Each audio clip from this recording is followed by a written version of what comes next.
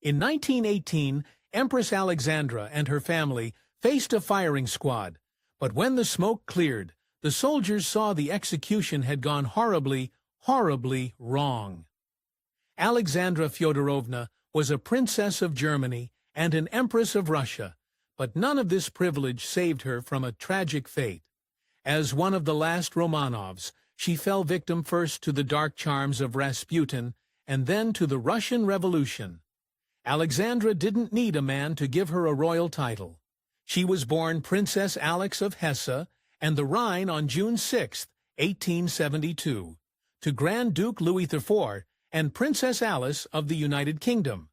She was the second youngest in a large family of 7, and her siblings and parents loved doting on her.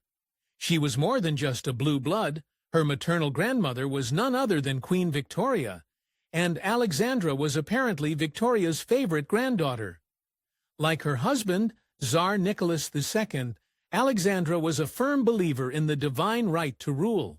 In her view, God gave monarchs absolute power, and it didn't matter to her that most European nations were moving away from this belief. As her aunt once wrote, "Alex is very imperious and will always insist on having her own way. She will never yield one iota of power." As a child, Alexandra's mother nicknamed her Sunny for her happy, smiling disposition. Later, her besotted husband, Nicholas II, also took up the practice as a pet name for his wife. Alexandra was a headstrong woman. Rumor has it that her grandmother, Queen Victoria, wanted her to become a future Queen of England. But the young girl wasn't willing to marry just anyone. She rejected a proposal from her cousin, the Duke of Clarence and Avondale, even when the family pressured her to say yes. Growing up, Alexandra's family hid a dark secret. The men of their royal line tended to suffer from the often fatal disease, hemophilia, an illness that prevents blood from clotting. When Alexandra was barely a year old, her hemophiliac brother Frederick died after a nasty fall. Meanwhile, the women of the line were often carriers of the gene, including Alexandra herself. Beth visited the royal house of Hesse in 1878. A violent outbreak of diphtheria entered the palace, and many of the children fell ill, along with their father Louis. Alexandra was among them. Her mother, Princess Alice, refused to leave their sides and nursed most of them back to health, but her loyalty came at a great cost. In December of that year, Alice took ill and died along with Alexandra's most beloved sister Marie. The young Alexandra was reportedly so bereft at the loss that her whole personality turned from cheerful to solemn. Later in her life, the nervous and fear-racked Empress was addicted to veronal, a kind of sedative. The romantic love story of Alexandra and her husband, Tsar Nicholas II, is one for the ages. They first met at her sister's wedding in 1884, when Alexandra was only 12 years old. Over the years, they grew closer and closer, and soon they were very much in love. Nicholas even spoke of her with aching adoration in his diary. He wrote, "It's my dream to one day marry Alex. I've loved her for a long time. For a long time, I have resisted my feeling that my dearest dream will come true." Nicholas and Alexandra may have loved each other fiercely, but they were in for heartbreak at first. Nicholas's parents, Alexandra and Maria, were staunchly anti-German and refused him flat out when he asked to marry her. As for Alexandra's side of the family, Queen Victoria wasn't too pleased either, as she personally detested Nicholas's father. When Nicholas finally proposed to Alexandra, her response was completely unexpected. She refused. Though she loved him, she was nervous about converting from her Lutheran religion to Russian Orthodoxy. Nicholas's father, Alexander III, only fully accepted Alexandra as his future daughter-in-law when he was on his deathbed. Still, he did it in style and insisted on giving his blessing in full uniform. He died a few weeks later on November 1, 1894. Nicholas and Alexandra's wedding took place on November 26, 1894, but it was far from a picture-perfect day. With his father dead, Nicholas didn't want to wait until the official mourning period was over to marry Alexandra. As a result, the nuptials had very little pomp and circumstance, at least as far as royal weddings generally go. Mourning or not, Empress Alexandra was resplendent on her wedding day. Her grandfather, Prince Albert, had designed her veil, and she wore the magnificent Romanov nuptial crown on her head. Oh, and a 475-carat necklace, and earrings that had once belonged to Catherine the Great, not a woman known to skimp on spectacle. Less than a year after the wedding, Empress Alexandra had a baby girl, Olga, on November 15, 1895. Though the Tsar and Tsarina certainly needed to produce a male heir, they doted on the girl, and Nicholas remarked, "We're grateful she was a daughter. If she was a boy, she would have belonged to the people. Being a girl, she belongs to us." Empress Alexandra had something of a monster-in-law in Nicholas' mother, Maria Fyodorovna. Maria, who was never pro-Alexandra, was very possessive of her son, and made no secret of her disappointment. To make matters worse, Russian court rules dictated that Maria was higher in rank than Alexandra, so the dowager got to walk into every ball on her son's arm, while Alexandra trailed behind. On May 14, 1896, Nicholas and Alexandra were officially crowned as Tsar and Tsarina, but the day brought a disturbing omen. As a part of the official celebrations, commoners gathered in Kudinka Field in Moscow, only to riot when they thought there wouldn't be enough food. In the end, thousands of people were tragically trampled to death. The so-called Kudinka tragedy was bad enough, but the Tsar and Tsarina's reactions were even worse. The imperial couple still attended a ball that night and danced in their finery as if nothing had happened. In truth, Nicholas had wanted to call it off, and Alexandra wept when she heard the news, but advisers had urged them to carry on as normal. It was a fatal miscalculation.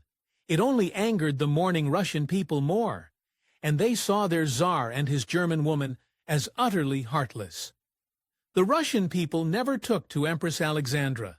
She was naturally shy and reserved on the surface, which many people read as coldness. It didn't help that she spoke Russian with a heavy accent, or that her mannerisms were distinctly Teutonic. To the Russian people, Alexandra's biggest flaw was her inability to produce a male heir for the throne. Over 6 short years, she had 4 children, all girls. Each birth angered Russia even more, and Alexandra was so distressed that when her second daughter Tatiana was born, she burst into tears of disappointment. Her next, Marie, only made it worse. By the time their 4th girl, Anastasia, came into the world, a distraught Nicholas had to take a long walk to compose himself before he met his new daughter. Though you might assume that growing up a Romanov means beautiful clothes, jewels, and a luxurious lifestyle, the truth was much different. Empress Alexandra raised her children according to her own strict upbringing, which meant handing down clothes from daughter to daughter, making them sleep on iron beds, and forcing them to take daily cold baths. In 1904, the long-awaited miracle happened. Empress Alexandra finally gave birth to a boy, the Tsarevich Alexei. She called him her sunbeam and spoiled him for the rest of her life. Almost as soon as Alexei was born, Alexandra realized the horrific truth.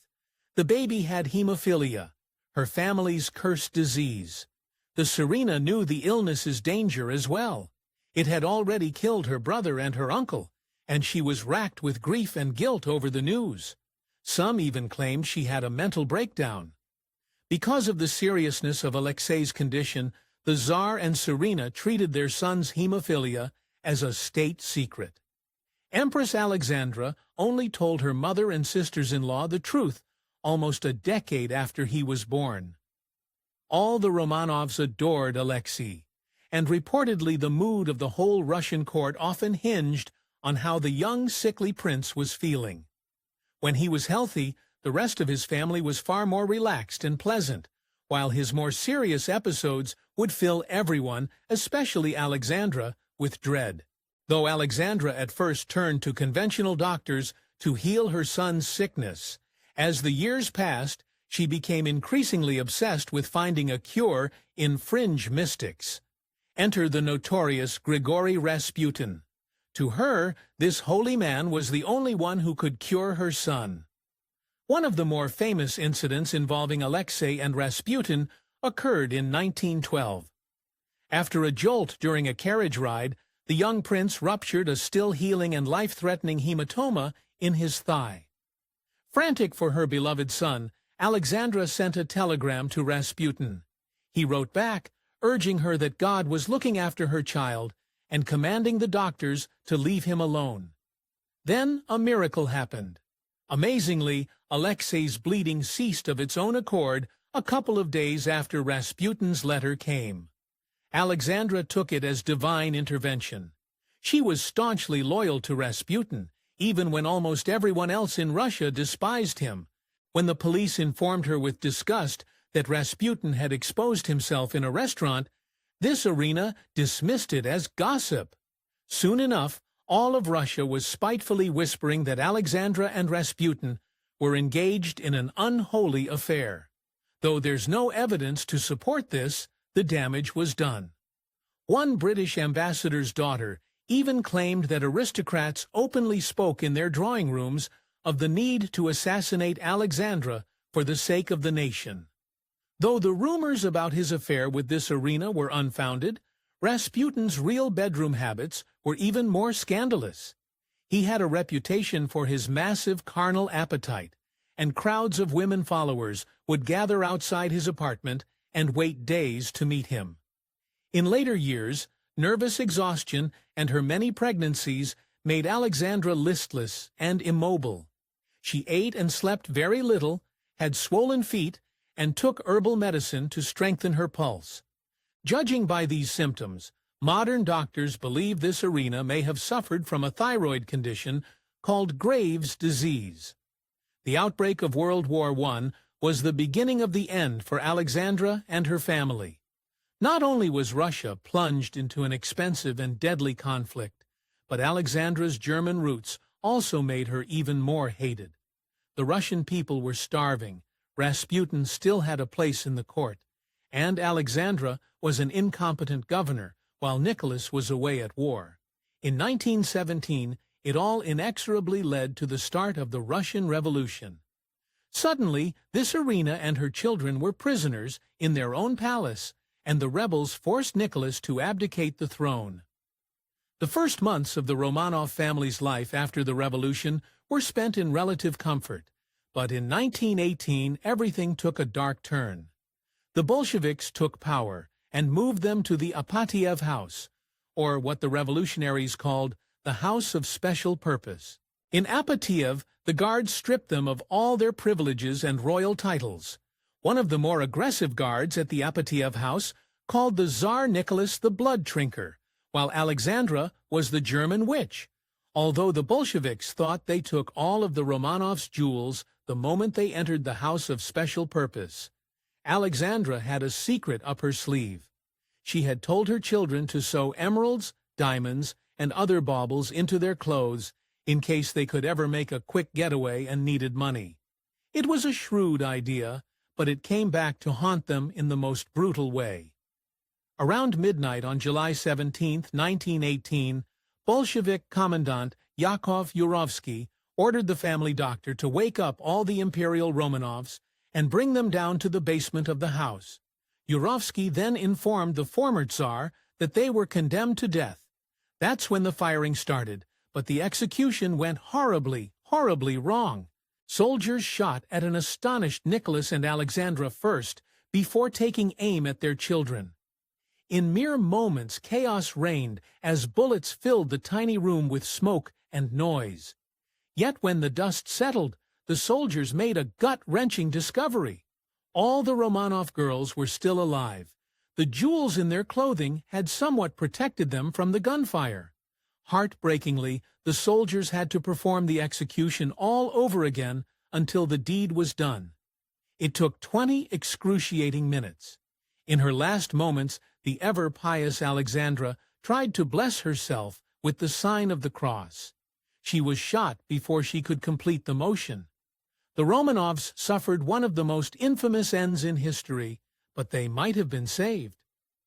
After the Russian Revolution, many people in the government wanted to get the royals out of Russia, but no one would take them. Then Nicholas's cousin, King George V of England, refused to grant them safe haven because he was afraid of the political repercussions. For years after the execution, rumors persisted that Princess Anastasia, or one of her siblings, had somehow escaped the massacre and were alive and well. Most famously, a woman named Anna Anderson showed up in a hospital in the 1920s and claimed she was Anastasia. She bore a striking resemblance to the lost princess, and some believed she could actually be her. Recent DNA testing of the Romanovs' remains, however, confirms the sad truth. Anna Anderson was not Anastasia, and all members of the imperial family died that day in July. Thanks for watching History Exposé. If you love uncovering the best stories in history, hit like and subscribe to keep exploring with us. Don't forget to visit our main page, Factor Nate, for more incredible facts about everything.